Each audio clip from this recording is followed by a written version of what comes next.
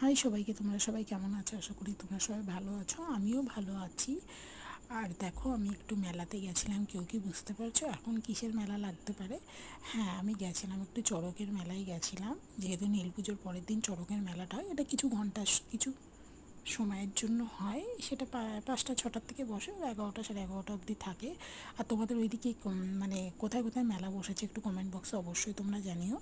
আর আমি জানি গ্রামের দিকে ভীষণ সুন্দর চড়কের চড়ক দেখতে লাগে, বাট এখানে একটু চড়ক দেখতে পাই না। এখানে জাস্ট মেলাটাই যাই, একটু ঘুরে খেয়ে দিয়ে চলে আসি।